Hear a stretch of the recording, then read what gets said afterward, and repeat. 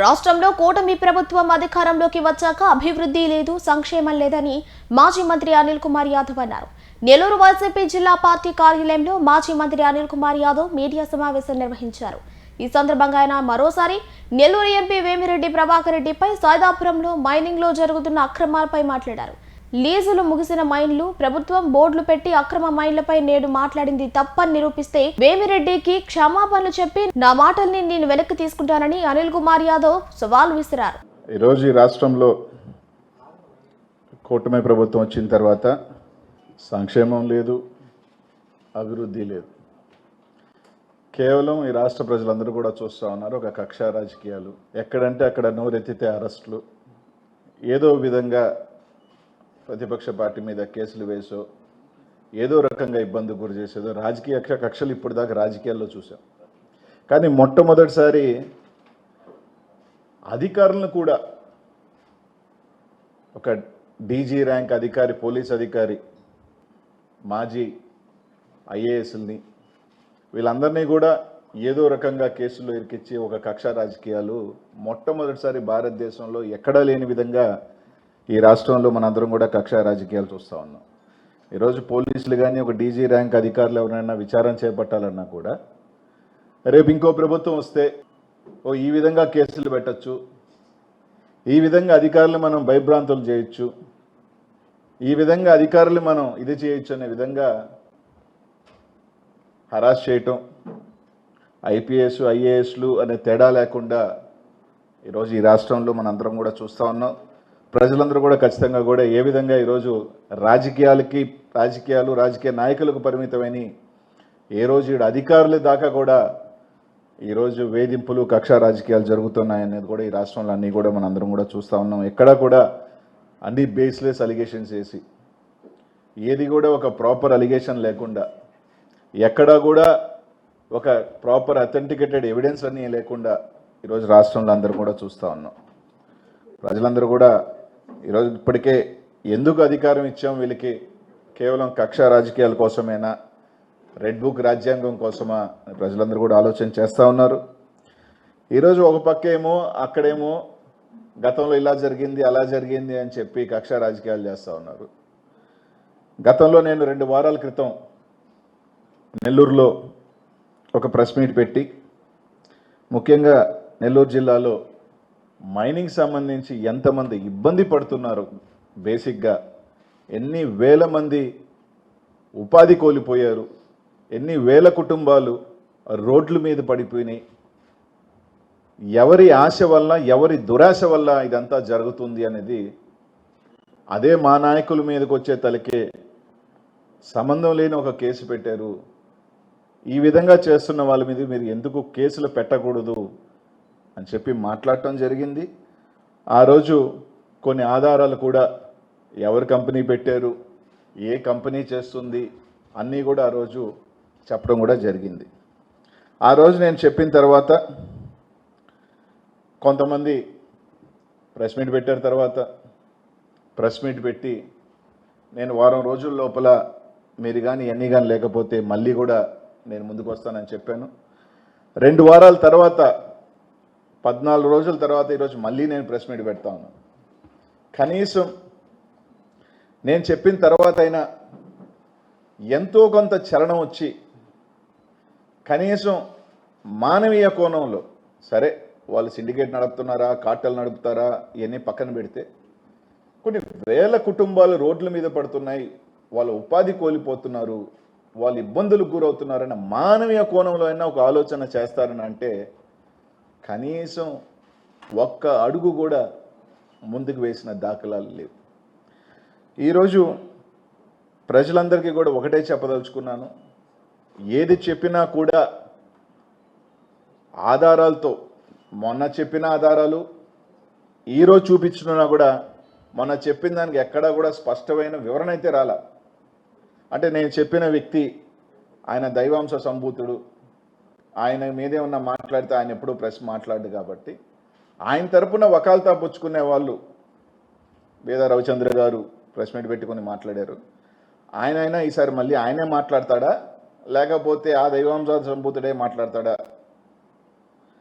ఈరోజు ఒకటి అడుగుతా ఉన్నాను, వేమిరెడ్డి ప్రభాకర్ రెడ్డి గారు ఒక కంపెనీ పెట్టి ఆయనే చేసుకోవాలి, ఇంకెవరు చేసుకునే విధంగా లేదు, లేకపోతే మైన్లు ఓపెన్ చేయము అని నేను మాట్లాడి కొన్ని ఇది చెప్పిన తర్వాత కొంతమంది చేత పాపం 10 మంది చేత మేమంతా సంతోషంగా ఉన్నాం, మేమంతా బాగున్నాం, వాళ్ళెవరు పాపం మాల్యాద్రి చౌదరి, ప్రసాద్ నాయుడు, భరత్బాబు చౌదరి,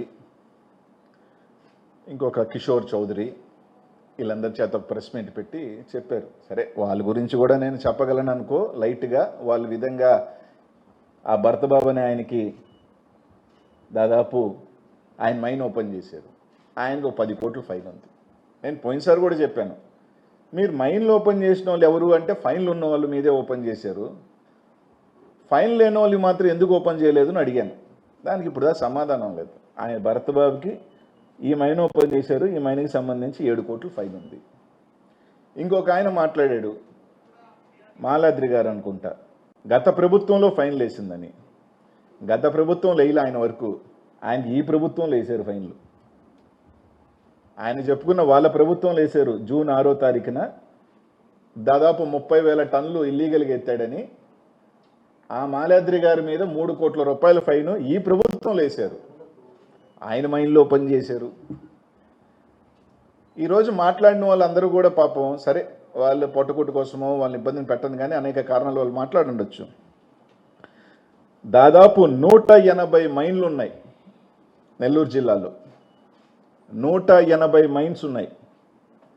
ఆ లిస్టు కూడా కావాలంటే నేను చూపిస్తాను. 180 మైన్స్ ఉంటే ఓపెన్ అయిన ఎన్ని మైన్స్? కేవలం 25 నుంచి 30 మైన్లు. ఆ 25-30 మైన్లో కూడా ముగ్గురియే 15 మైన్లు. అంటే 170 మైన్స్లో కేవలం 17 ఇంకో 10 ఉన్నట్టున్నాయి. 25 మైన్స్ 30 మైన్స్ ఓపెన్ చేశారు. 140 మైన్స్ ఎందుకు ఓపెన్ చేయలే? 140 మైన్స్లో ఎన్ని మైన్స్లో ఫైన్స్ అని చెప్పి చెప్పగలుగుతారు? ఫైన్స్ లేనన్నీ ఓపెన్ చేయొచ్చుగా, ఓపెన్ చేయలే. ఈ రోజుటికి కూడా కనీసం ఆ మైన్స్ ఎందుకు ఓపెన్ చేయట్లేదు అనేది ఇంకా క్లారిటీ లేదు. ఫైన్స్ ఉన్నాయి, ఓపెన్ చేసేసారు. కోట్ల రూపాయల ఫైన్లు ఉన్నాయి, ఓపెన్ చేశారు. నేను పేర్లు చదివినప్పుడే అర్థమైంది వాళ్ళు మీకు ఎందుకు ఓపెన్ అయినాయి అని. 140 మైన్లు ఓపెన్ చేయాల. నేను అడేది ఏంది అయ్యా, 140 మైన్లలో కనీసం మైన్కి 100 మంది చొప్పున పని చేస్తే, అంటే ఈ 140 మైన్లు యాక్టివ్గా 50% వేసుకుందాం, అంటే 70 మైన్లు యాక్టివ్గా ఉంటాయి. ఆ 70 మైన్లు కలా పని చేయకపోవచ్చు.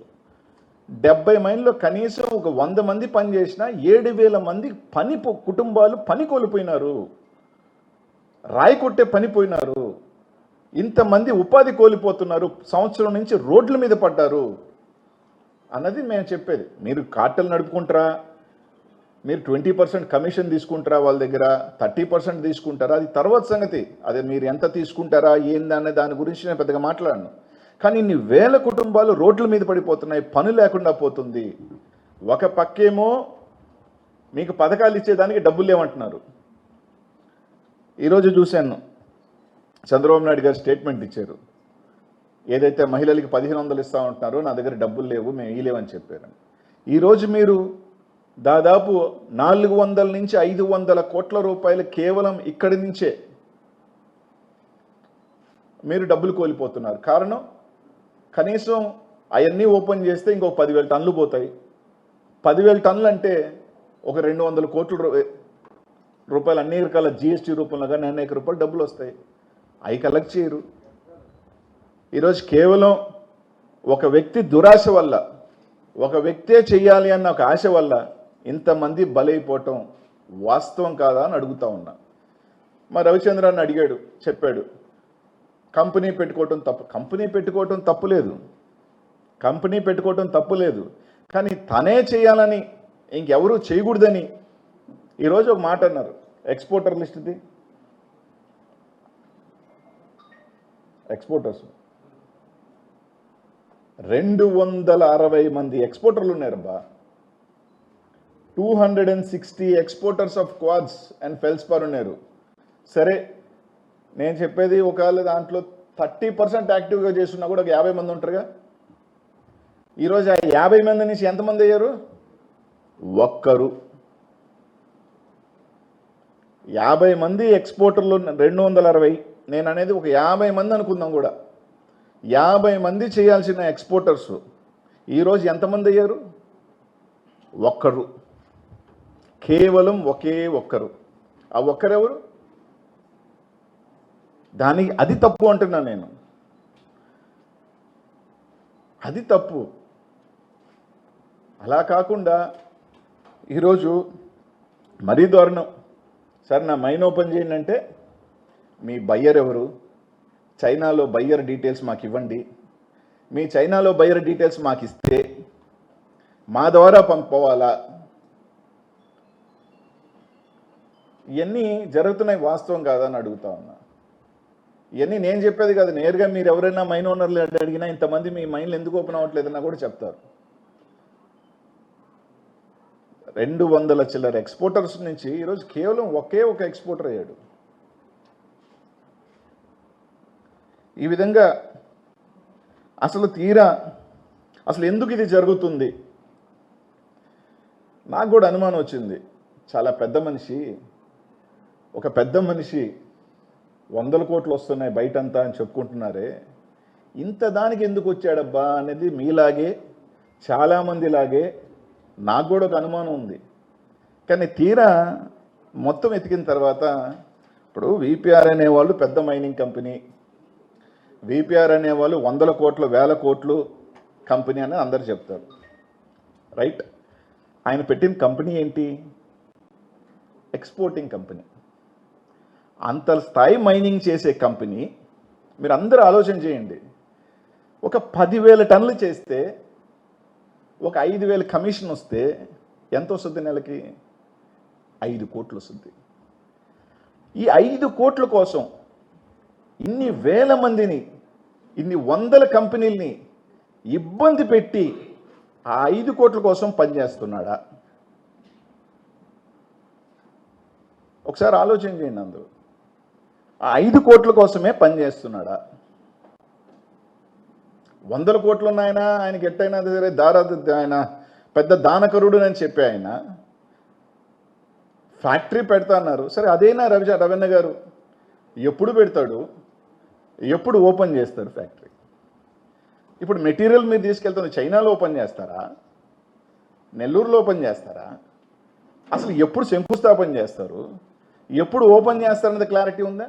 లేదు. సరే ఫ్యాక్టరీ కట్టిన తర్వాత మెటీరియల్, నేను ఫ్యాక్టరీ కట్టాను, ఒక 700 కోట్లు పెట్టి నేను ఫ్యాక్టరీ కట్టాను కాబట్టి నాకు మెటీరియల్ ఇండి అనటంలో తప్పులేదు. దాన్ని ఎవరు కూడా ఓకే, మనందరి కోసం పెట్టిన ఫ్యాక్టరీకి మనం సాయం చేయకపోతే తప్పులేదు. అసలు ఫ్యాక్టరీకి ఇంకా శంకుస్థాపనే లేదు, 1000 టన్నులు మాత్రం చైనాకి వెళ్తుంది, ఫ్యాక్టరీ చైనాలో పెడుతున్నాడా? అదొక క్లారిటీ వకాల్తా పుచ్చుకున్న రవీణ చెప్తే బాగుంటుంది. ఎప్పుడు పెడతాడు, ఎప్పుడు ఓపెన్ చేస్తాడు, ఎప్పుడు జాతికి అంకితం చేస్తాడు? ఈ 5 కోట్ల కోసమే చేస్తున్నాడు అంటే కాదు. దీని వెనకాల ఇంకా పెద్ద ఒక స్కామ్ ఉంది. నేను దాకా చూపించాను పోయినసారి కొన్ని మైన్స్, సిద్ధి వినాయక, కేఎస్ఆర్, శోభారాణి, ఇట్లా ఒక 7-8 మైన్లు, కొన్ని పట్టా భూములు 50 సంవత్సరాలు అయిపోయి పర్మిషన్లు ఇంకా ఇచ్చేదానికి అవకాశం లేకుండా ఏదైతే ఆక్షన్కి మళ్ళీ సెంట్రల్ గవర్నమెంట్ పిలవాల్సిన మైన్స్ని ఆయన గుప్పిట్లో పెట్టుకొని, మనం చూపించిన డ్రోన్స్తో మీ అందరికీ కూడా వీడియో చూపించాను, అయ్యా జరుగుతుంది చూడండి అని. ఈ 10 మైన్స్లో మీరందరూ కూడా చాలామంది ప్రెస్ వాళ్ళు ఆ మైన్ దగ్గరికి వెళ్ళుంటే ఏ విధంగా ఒక రౌడీ మోకా ఉన్నారో మీరందరూ కూడా చూసుంటారు, వెళ్ళుంటారు. ఈ 10 మైన్స్లో ఉదాహరణకి తన కంట్రోల్లో ఇల్లీగల్గా పెట్టుకొని ఒక 10,000 టన్నులు అనుకుందాం, ఎక్కువే తీయచ్చు కానీ ఒక 10,000 టన్నులు అనుకుందాం మనం. 10,000 టన్నులు తీసిన ఈరోజు మార్కెట్లో ప్రెస్ వాళ్ళు రకరకాల, ఒక 50,000 చెప్తున్నారు, ఒక 1,00,000 చెప్తున్నారు. ఎంత సరే నేను అనేది అన్నీ పోగా ఒక 25,000 వేసుకుందాం మనం.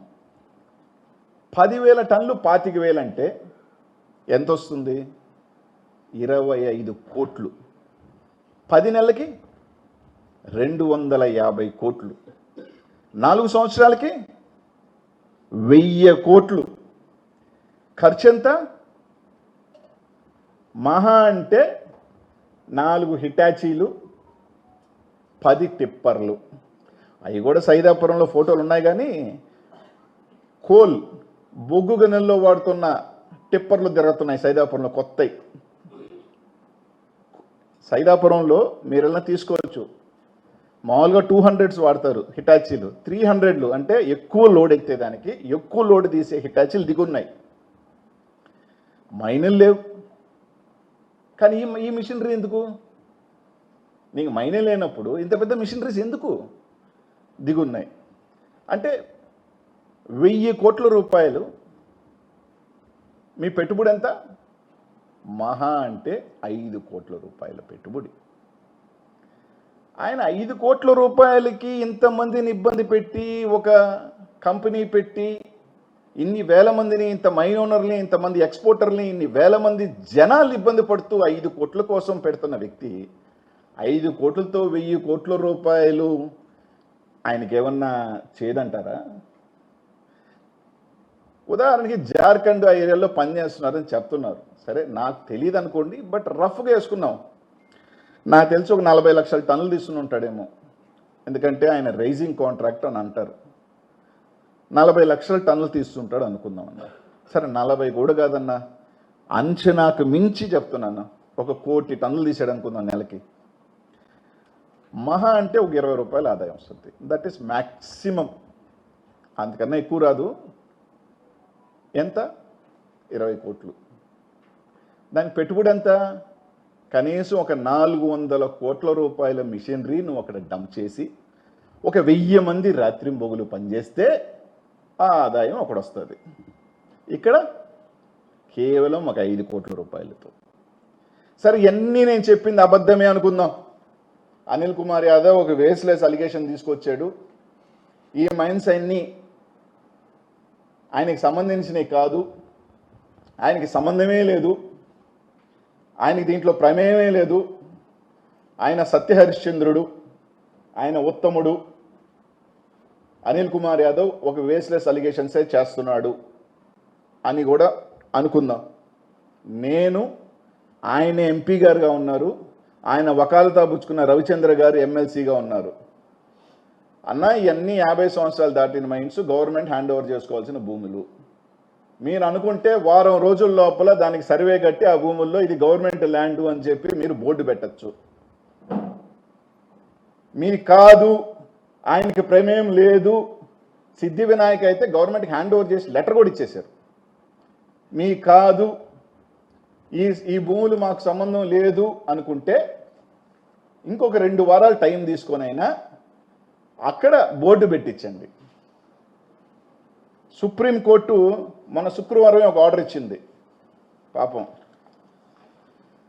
ఏ భూముల్లో అయినా ఇల్లీగల్ జరిగి ఉంటే, మైన్ పర్మిషన్, ఎన్విరాన్మెంటల్ ఈసీ లేకుండా ఏ రకమైన ఇల్లీగల్ మైనింగ్ జరుగుంటే వాటికి ఇంక ఎప్పుడుకి పర్మిషన్ ఇవ్వరాదు మైన్లకి. అది పట్టా భూమైనా సరే, పాతమైనా సరే. నిన్న శుక్రవారం సుప్రీంకోర్టు ఒక డైరెక్షన్ ఇచ్చింది. 50 years అయిపోయినాయి, ఈసీలు లేవు, ఏమీ లేవు, ఫైన్లు వేస్తున్నారు, అన్నీ వేస్తున్నారు. ఆ భూములు కలెక్టర్ గారికి ఒక్క మాట ఫోన్ కొట్టి డీడీని గారిని పిలిచి అవన్నీ ఎన్ఓసి తీసుకొని బోర్డు పెట్టేయండి. రైట్, మీ కాదని నేను ఒప్పుకుంటా.